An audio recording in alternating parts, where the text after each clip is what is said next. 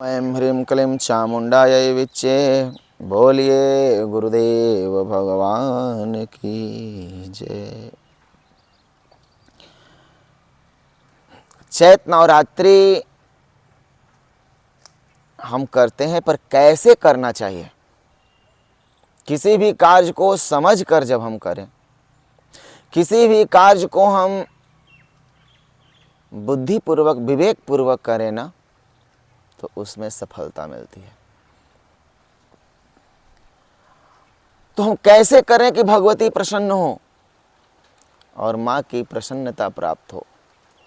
वो प्रसन्न हो जाए ना माता, तो यम यम चिंत्यते कामम तम तम प्राप्नोति निश्चितम। उस जगदम्बा के भक्त जो जो मन में सोचते हैं ना, वह पूरा होता है। तो आइए आज से 9 दिनों तक हम देवी भागवत की कथा का गान करें और आप श्रवण करें। देवी भागवत में एक श्लोक है, बड़ा ही धर्म की व्याख्या के लिए और प्रेरित करने के लिए अनमोल रत्न है। वह श्लोक है कि आत्मनश्च सहायार्थम पिता माता न तिष्ठति, न पुत्रदारा न ज्ञातिर्धर्म तिष्ठति केवलम। परलोक में और दुख में सहायता के लिए माता, पिता, पुत्र, पुत्री, पत्नी, मित्र कोई उपस्थित नहीं होते हैं। जब दुख आ जाए ना तो सब छोड़ देते हैं। जब संकट आ जाता है ना तो सब छोड़ देते हैं।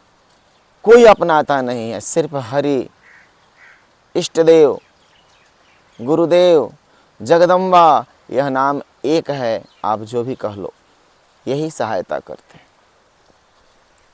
इसलिए धर्म का संचय करना चाहिए, धर्म कमाना चाहिए। अब धर्म क्या है जी? अच्छाई का ही नाम धर्म है। जो कार्य हमको करना चाहिए उसी का नाम धर्म है, और जो नहीं करना चाहिए उसका नाम अधर्म है। और धर्म कोई ऐसा व्यक्ति नहीं है जो नहीं जानता, पर जानकर लोग इग्नोर करते हैं, जानकर लोग नज़रअंदाज कर देते हैं। इसलिए दुखित होना पड़ता है। आज के सत्संग में देवी भागवत से एक बात यह दास आप लोगों के सम्मुख रख रहा है। आचार, आचरण। जिसका आचरण ही पवित्र नहीं है, जिसका आचार पवित्र नहीं, उसका विचार पवित्र नहीं हो सकता। क्योंकि विचार अंदर से प्रकट होता है, और अंदर जैसा होगा ऊपर वैसा ही दिखेगा। अंदर भाव प्रेम भरा हुआ है तो ऊपर सात्विकता नजर आएगी। अंदर कठोरता है, क्रूरता है, तो स्वभाव में भी दिखाई पड़ेगा। लोग कहते हैं ना कि मेरा आत्मा शुद्ध है। आपकी आत्मा कैसे शुद्ध है? आत्मा कैसे शुद्ध है आपकी? जरा बताएं। यहाँ भी बहुत से भक्त सुन रहे हैं। आत्मा कैसे शुद्ध है? और आत्मा तो शुद्ध बुद्ध नित्य अचल है, अविनाशी है। वो तो पूर्ण ब्रह्म परमात्मा का सनातन अंश है, उसको कोई काट नहीं सकता। कहते हैं कि आत्मा शुद्ध है, तो आत्मा तो शुद्ध है प्यारे, वो हमेशा शुद्ध है। कहना चाहिए कि मन शुद्ध है तो सब शुद्ध है। तो मन कैसे शुद्ध होगा? आप जरा विचार कर लीजिए। अरे कहने के लिए तो बड़ी बड़ी बातें कहते हैं। मन कैसे शुद्ध होगा? जिसका भोजन शुद्ध नहीं है, जिसकी वाणी पवित्र नहीं है, जिसका आचरण पवित्र नहीं है, जिसकी दृष्टि पवित्र नहीं है, कैसे उसका मन पवित्र हो सकता है? तो देवी भागवत में भगवान नारायण नारद जी को सुना रहे हैं। यह नारद और नारायण का वार्तालाप है। इस प्रसंग में आचार एक शब्द है, आचरण। आचार आचारे अस्थाप्यति तदा, जो ज्ञान को आचरण में उतार ले, स्थापित कर ले, उसका नाम आचार्य है और उतारने का नाम आचार है। तो हम चैत नवरात्रि में करें क्या? तो पहले रात्रि के चौथे प्रहर में जग जाएं। 3 बजे से 4 बजे के बीच में जग जाना चाहिए। और जग कर क्या करना चाहिए? तो ब्रह्म का चिंतन करना चाहिए। ब्रह्म मतलब अपने इष्ट देव का ध्यान करना चाहिए, इष्ट देवी का ध्यान करना चाहिए। और उस दिन कहना चाहिए, प्रथम दिन, कि हे भगवती, हे जगदम्बा, हे पराम्बा, तू ही सृष्टि की मूल है और बाकी दिखाई पड़ रहे हैं सब फूल है। तू मूल है माता, तू ही सृष्टि की जड़ है, तुमने सृष्टि को बनाया है। हे सृष्टि में व्याप्त माता, हे जगत कल्याणकारिणी, हे अनाथों पर अकारण दया करने वाली पराम्बा जगदम्बा, हे भगवती, मैं सच्चे मन से तेरे शरण जाता हूँ और तुम्हारे शरण में बैठकर मैया मैं 9 दिनों तक तेरी उपासना करूँगा। और 10 मिनट उनका चिंतन करे और मन ही मन ओम ह्रीं भुवनेश्वर्यै नमः, ह्रीं भुवनेश्वर्यै नमः, ह्रीं भुवनेश्वर्यै नमः, इसका 3 बार जप करें। और तब फिर स्नान ध्यान करके गंगा जल से कलश भरें और कलश में थोड़ा सा अक्षत हाथ में ले लें, सुपारी ले लें, जल हो जाए हाथ में, और दूर्वा ले लें और एक द्रव्य ले लें और कलश में छोड़ दें।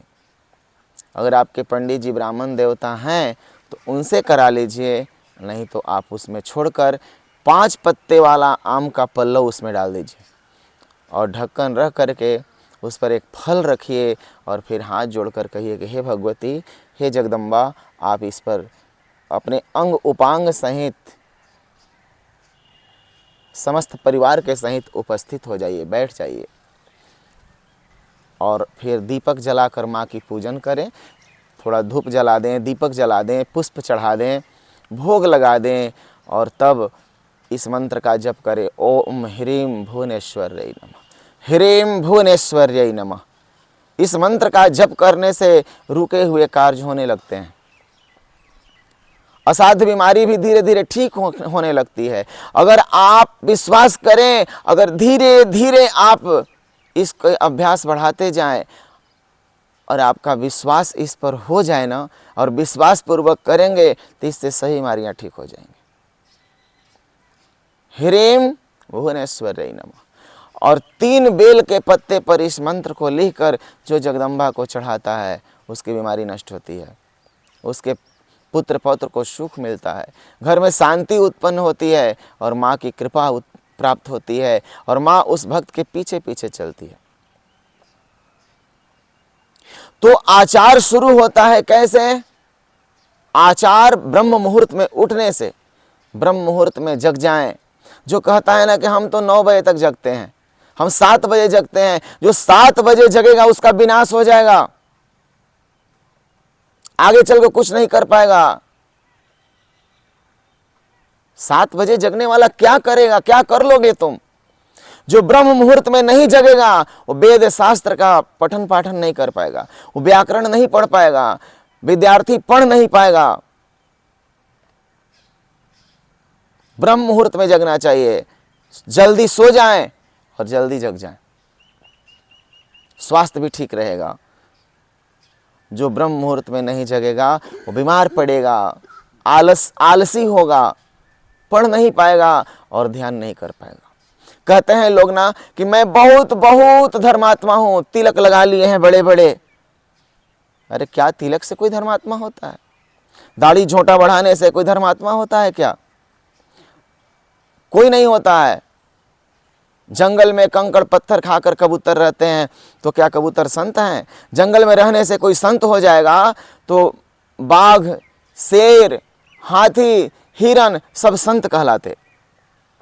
गंगा जी के तट पर रहने से अगर कोई संत हो जाए तो नाव चलाने वाले, मेढक, मछली सब संत कहाते।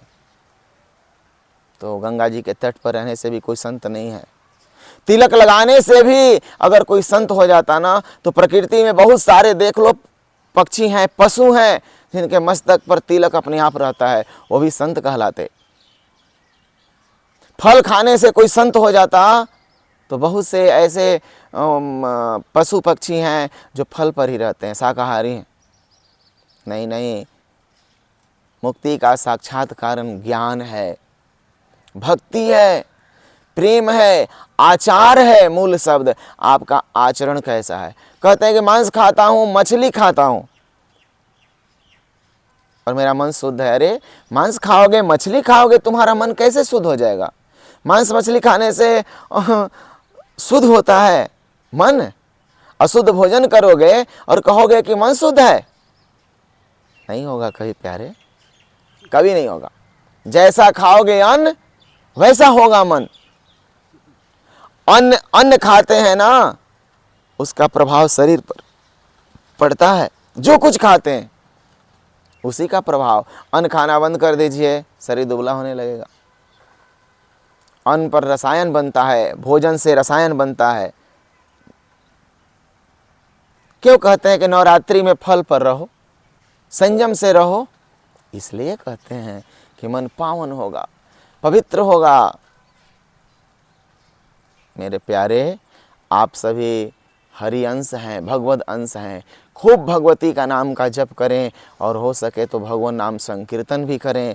9 दिनों तक संयम से रहें, ब्रह्मचर्य पूर्वक रहें और ह्रीं भुवनेश्वर्यै नमः मंत्र का जप करें। और इसी मंत्र से जो कुछ चढ़ाएं माँ को, ह्रीं भुवनेश्वर्यै नमः अक्षतान समर्पयामि, जो वस्तु चढ़ाना है, ह्रीं भुवनेश्वर्यै नमः पुष्पाणि समर्पयामि, ह्रीं भुवनेश्वर्यै नमः। रुके हुए काम बनने लगेंगे। और मेरा विश्वास है, मैं करके देखा हूँ, बेल के पत्ते पर इस मंत्र को लिख करके जो जगत जननी के चरणों पर नवरात्रि में रोज चढ़ाता है, उसके सारे काम बन जाते हैं। दरिद्रता समाप्त होती है, गरीबी समाप्त हो जाती है धीरे धीरे, और स्वास्थ्य भी ठीक होने लगता है। इसलिए आचरण शुद्ध हो